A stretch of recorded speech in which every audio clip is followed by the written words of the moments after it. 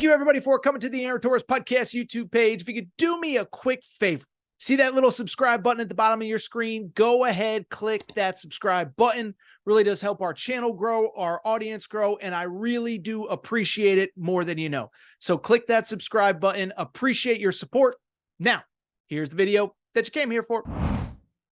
The big game everybody was talking about, it was Michigan State versus Kentucky, okay? And so we previewed it on Tuesday's show. But Michigan State, Kentucky, Michigan State had that great win over Arkansas. They held on to win late at home.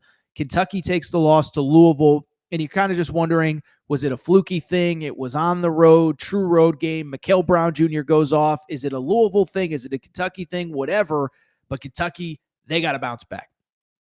Well, I think it's pretty safe to say they did not bounce back because they go to New York City and in just a butt-kicking, you can't say for the ages, but it certainly wasn't good.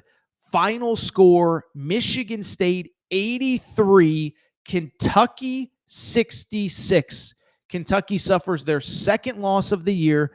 I know they're dealing with injuries, but this was not about injuries. This was about a no-show. This was about being not good at pretty much anything. And this is about first real drama of the Mark Pope era. I'm not going to go crazy and call for his this and do that and do that. But he has to respond. He has to respond in a hurry, and he needs answers because right now he doesn't have any. All right, so listen, after the game, I did a full reaction, okay? I spent about 25, 30 minutes. By the way, the mic got screwed up. Whenever, Matt, whenever you're not here, the mic always gets screwed up. It's unbelievable. It's like clockwork. Anyway, I bring it up to very simply say this, is that I did a full reaction. I'm not going to spend 25 minutes here breaking down the game itself. And I want to give Michigan State credit. They were the better team. They dictated things from the beginning. They are the deserving winner. As I joked, they have a very comfortable lead in the SEC standings right now because they've already beaten Arkansas. They've already beaten Kentucky. They deserve the credit. They deserve all the credit, right? And they deserve the credit. They were great on Tuesday night. But the story to me is about Kentucky. And the story to me is, you know, I say during exhibition season, like it's okay to react to these games. You don't want to overreact, but you don't want to react at all. But right now, we have a sample size on Kentucky that says they're not very good. And I think what was disappointing about the game on Tuesday night, they really weren't good at anything, okay? So Mark Pope, known as this innovative offensive guy. And again, we went more in depth on this. I'm not going to spend a ton of time on this, but Mark Pope is kind of known as this innovative offensive guy. And again, I understand he doesn't have his point guard, but at the end of the day, innovative offensive guy who, oh, by the way, I saw a lot of ISO one-on-one, trying to beat guys off the dribble, whatever. All the complaints I always hear about John Calipari's offense, oh, it's too much ISO. That was Kentucky for about half the game. I'm watching the game, Andrea Jelovich standing in the corner, Trent Noah standing in the corner. So the offense was bad. Doesn't help when the offense is bad and the defense remains terrible. And this is something I was just wrong on. I remember back when I was at Stadium Swim doing the season preview show saying, I know Mark Pope historically has not had great defensive teams, but there's so much size, so much length, so much athleticism on this team that he'll eventually figure it out. Well, fast forward, he clearly hasn't. And they're a disaster defensively. And the frustrating thing about Tuesday night, it wasn't just like I don't want to, again, dismiss what Michigan State did, but it was embarrassing the effort that Kentucky gave against Michigan State. I told the story on Tuesday night. My wife was sitting there watching the game with me. We were eating dinner. My wife knows basketball a little bit. You know, she grew up in LA, Shaq and Kobe, all that, right? And so she could see. She was just like, oh, they're not even trying. And, there was a play where Jasper Johnson got screened and didn't really fight through it. Brandon Garrison getting beat to every loose ball. And she's just like, wow, they're not even trying, are they? And I'm like, no, honey, they're not. Great eye by you. You've been watching a lot of basketball with Torres. Okay, she doesn't call me Torres. And then finally, the other thing, not good on offense, not good on defense, got killed on the glass. And that was my concern coming in because obviously their best, physical presence is not available in Jaden Quaintance. That's not an excuse, by the way. You knew he wasn't going to be available until January when you took him. So I'm sorry, I don't feel too bad. So it was really bad. We talked about a lot of this. But I'll also say this. The question now becomes, does Mark Pope have answers? And I think Mark Pope deserves all the criticism he's getting. I also think Mark Pope deserves some praise because he looked the cameras in the eye and he was not afraid to take ownership of the situation, to say that he's got to be better, and to say that he's got the answers. Matt, we have two pieces of sound. Let's start with the interview with Jeff Goodman of Field of 68, Mark Pope after the game. All right, Mark, this is probably, I think, as down as I've seen you, period, since I've known you. What are you going through right now in terms of the frustration after this loss? Well, I don't want to take away anything from Michigan State because Tom is one of the great coaches in college basketball, and those guys played tough and together and hard and played well. Mostly just credit those guys, and we are facing a monumental challenge right now, and I'm excited to see if we can figure it out. You hinted at something like this a week or so ago before the Louisville game or after the Louisville game. Did you sense that this has been kind of brewing throughout the preseason? No. I'm disappointed with how disconnected we've been. I thought I had a better pulse. I thought I was doing a better job coaching than I'm doing right now.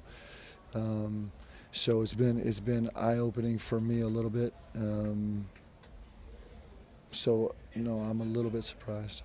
And by coaching, you're not talking about X's and O's as much as you're talking about getting these guys to play for the Kentucky name.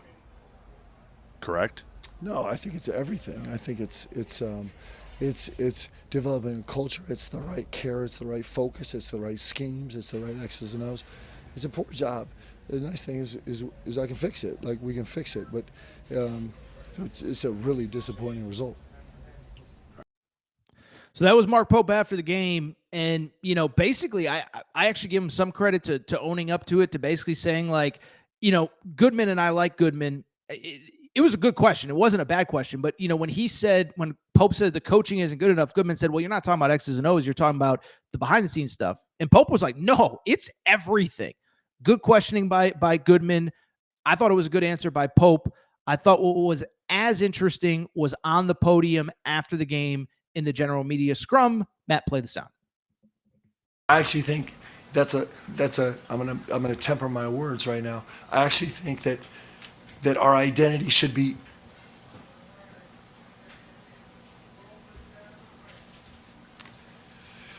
if you build an organization the right way, then your identity is not about an individual person.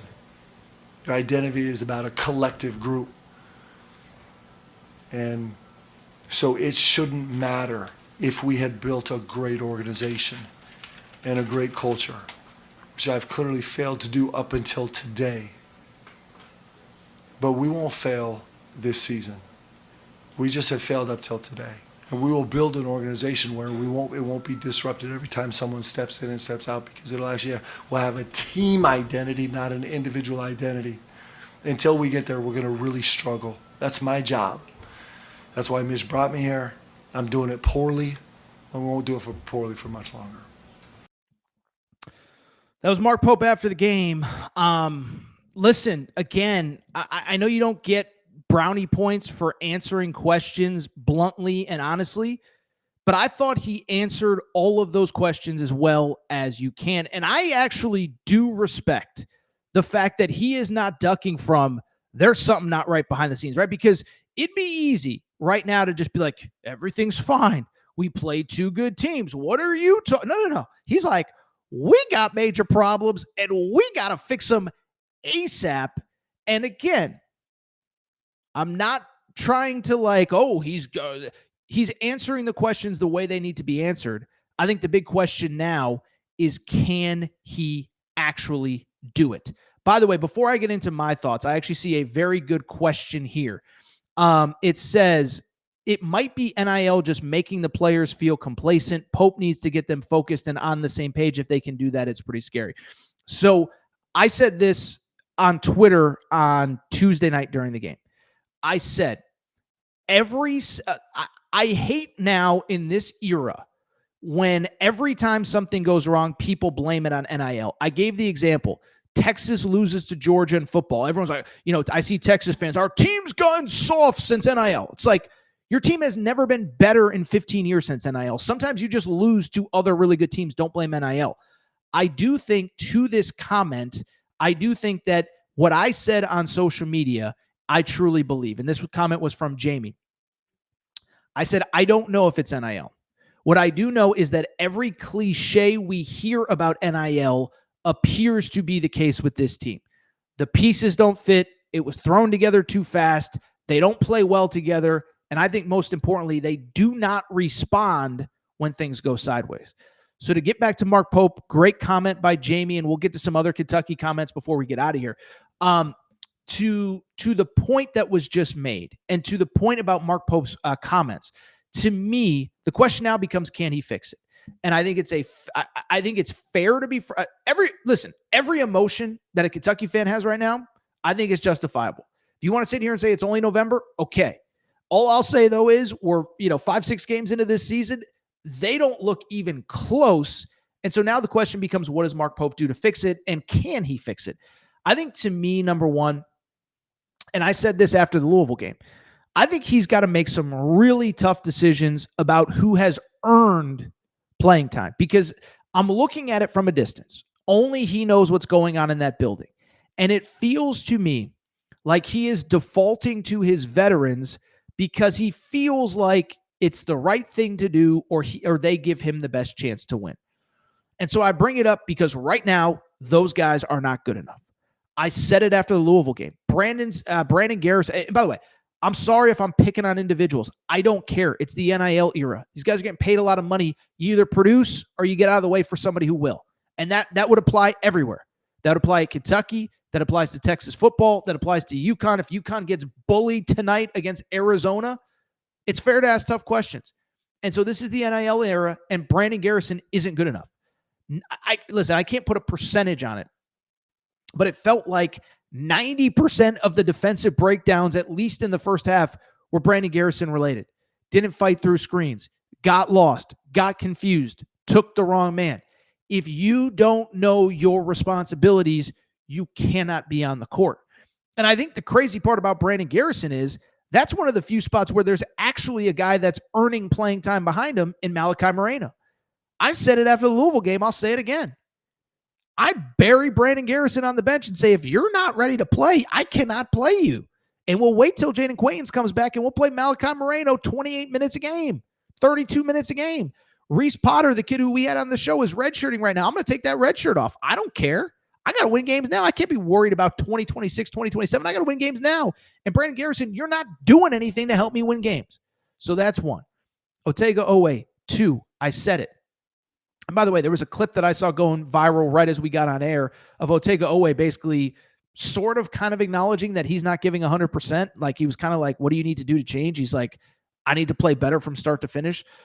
So with Otega Owe, listen, there's only one of two things. Either he's checked out or he's injured. And I said, if he's injured, do not play him. Get him healthy. Turf toe's a nasty injury. Look at Joe Burrow has been out months because of turf toe. It's a nasty injury. But if you're not healthy enough to play, do not play. Put him on the bench.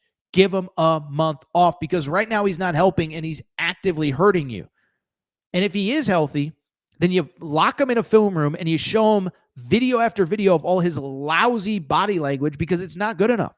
And so I don't know what's going on there, but I know the answer isn't to keep running him out there and playing him 32 minutes a game. What else? Those are the guys to me. Those are the guys that if I was a Kentucky fan, I'd be furious about. I'm not a Kentucky fan, and I'm furious about it right now. And I look at the rest of the situation. The other thing is play the guys that are giving you effort, okay? Denzel Aberdeen, listen, I understand that the production, certainly against Michigan State, was not there. He really struggled, but he does seem to be the guy that, in my opinion, I think he's the one that's trying to take on a leadership role. This is a guy we know is coming off of a national championship last year at Florida. And he is the guy that appears to me to be trying to be a leader. 10 points on Tuesday night, but he was 1 of 8 from the field. So that is what it is. But at least he's trying. At least he's playing hard. I'd play him.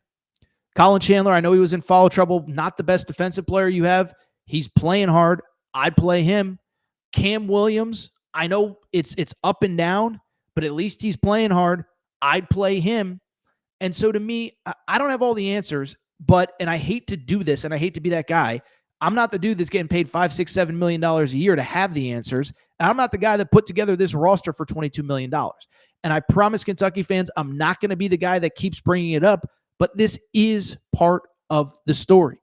When we know that you spent the most of any team in college basketball, that's not internet rumors. It was first reported by David Sisk over the summer. He does an unbelievable job covering college basketball. And then it was reported by the Lexington Herald Leader in the fall. The Lexington Herald Leader is not making stuff up. So this is the roster, and I think it's fair to say, where did the money go? Who are you paying all this money to? And if you were going to spend all this money and go crazy, go get the guys that actually make a difference. Go get Donovan Dent. Go get, whoever, Yaxel. I don't know. Jaden Quaintance, obviously we'll see what he becomes, but I don't know what else there is to say. I think Mark Pope said the right things after the game. I'm not going to give him credit for answering tough questions at the podium because that's his job, but I do believe that he believes he can figure it out. But I think the big question now, is he going to be tough on these guys, right? And that was probably one of the big sentiments that I got from Kentucky fans after the game was, seems like a great guy to be around, seems like a great guy to coach for.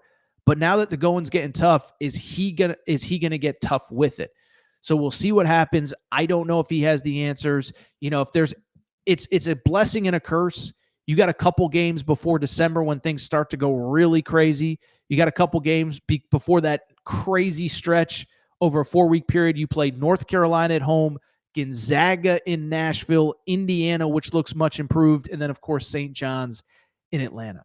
Listen, I don't root for or against anybody, but Mark Pope says he's got the answers. We'll see if he does.